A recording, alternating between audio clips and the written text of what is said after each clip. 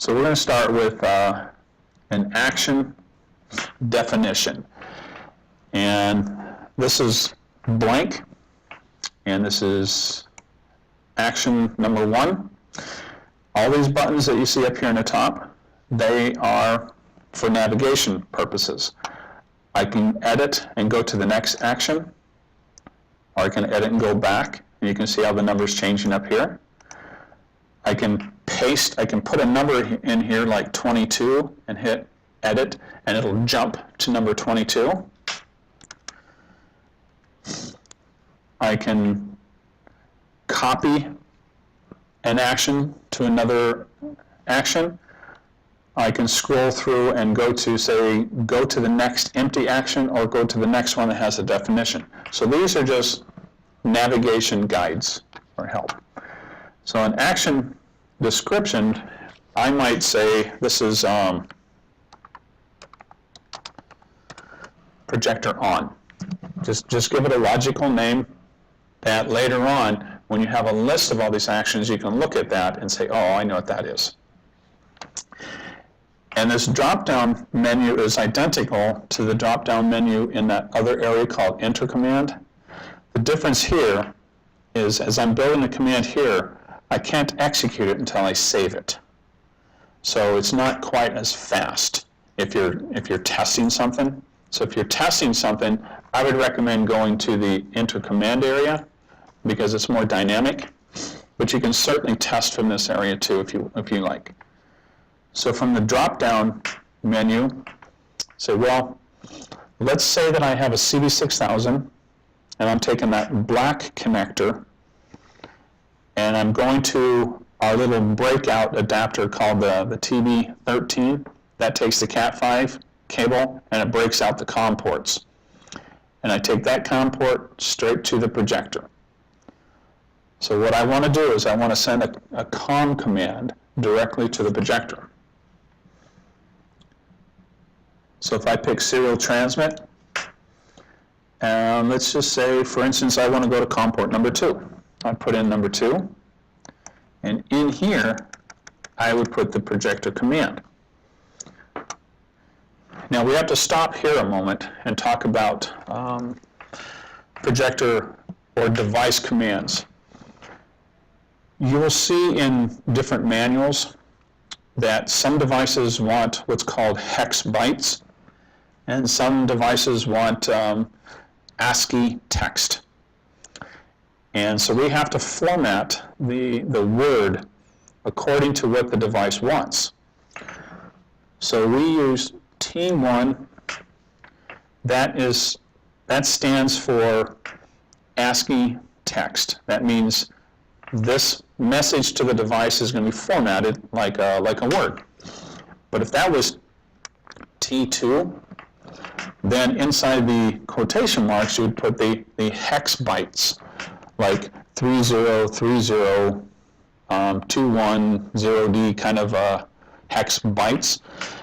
And the easy way to know if it's hex or ASCII is if it looks like gibberish, you know, it's hex because you can't read it. So at this point, I'm going to pick a certain projector.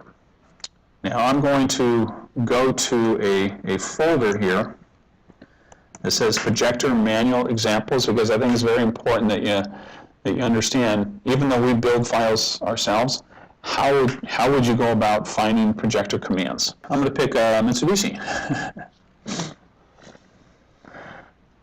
These are technical documents that are available on manufacturers' websites, and you would get them the same way we get them. You know, we just have to go hunt for them. And for instance, but before you hunt for them, ask us, because it's very likely that we already have the documents. And this one is made by Mitsubishi. And as you scroll through, there's different information here, and one of them, this is important, Mitsubishi is telling you what their default baud rate is. And sometimes people say, is there a difference between model numbers within a given manufacturer? The general rule of thumb is that if you're a mainstream projector manufacturer like Mitsubishi, Hitachi, Epson, companies like that, they very rarely change their RS-232 commands, their basic commands, model to model. They keep on, off, input 1, things like that. They keep the commands the same. They just add more commands that really don't matter to us in K-12. Where you might run across issues is a company like Dell. Dell is not a projector manufacturer per se. What they do is they outsource projectors based on the volume discount they get from Sanyo or from whoever, and then they put the name Dell on it, which means that one year it might be Sanyo, and the next year it might be Epson. So sometimes those commands might change on us. But and that's just something to be aware of.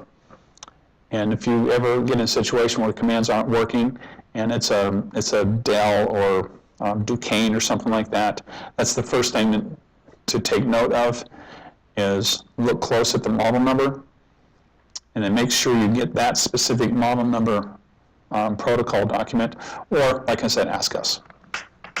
Okay? So in this area, Mitsubishi is explaining their commands. They're saying Mitsubishi will take hex, or it will take ASCII. And what they're showing you is they have a code 3030. Now here's a piece of advice. Even though they're trying to be helpful, they show a lowercase h and they show a space. Those are not allowed in hex strings. So even though, like I said, even though they're trying to be helpful, they're not at this point.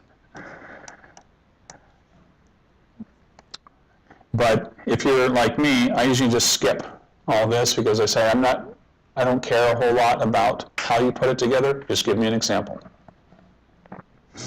So if you keep going down, you'll see that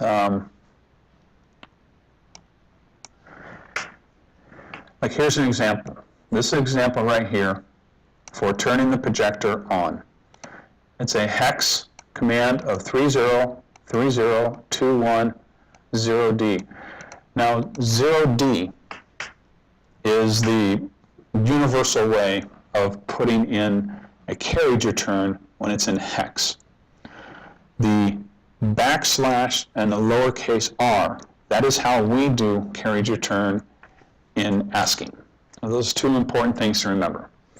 And this little symbol here with the arrow that's going backwards, that tells you that they need a carriage return. And the reason why they do that little symbol is because everybody does their ASCII carriage return a little bit different. But 0D is actually the hex representation of carriage return that everybody, whether it's Extron, Crestron, everybody does it the same way. But again, I come back to this example. They show spaces here. Spaces are not allowed. So if I wanted to do the command for power on, I would change this to T2 because it is a hex command. I'd simply type in 3030210D. Whoops.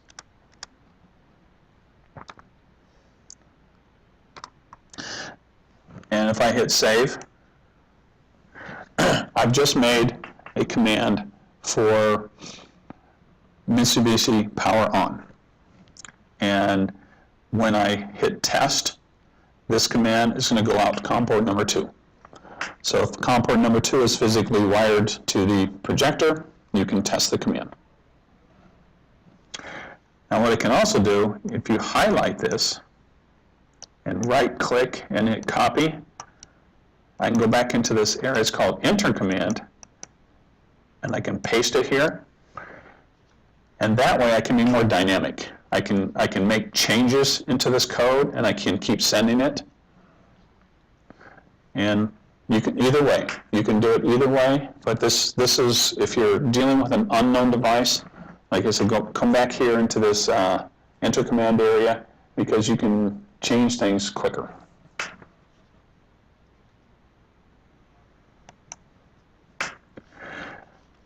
Now, at this point in time, I can go to event number 2, which would be blank, or I can put in a number 2 here, and I can say paste. Now what I did is I took action number 1 and I pasted it into number 2. But you can see up here that I didn't jump to number 2. The reason for that is we allow you to do multiple pasting. I can paste into 2, 3, 4, 5. That can be very useful because we keep the core command the same. All I would have to do is change what is unique to the next command. And if I go back to Mitsubishi, I can say that power off is the only thing that changes. It goes from 21 to 22. And again, ignore that little h there.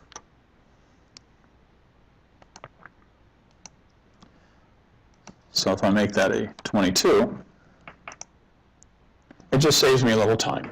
It's especially important when you have a command that works. You know, keep that string the same and only change what you need. So if I go back in this area, it's called Action Viewer.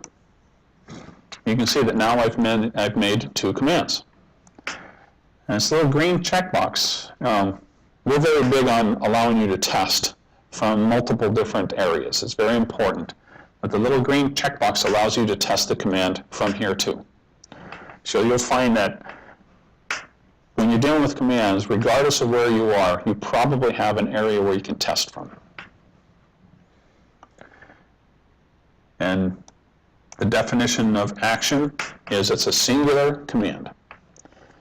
And we're going to build a whole bunch of single commands. And then later on, we'll assign those to an event. Even if it's a single action, it still has to be defined as an event.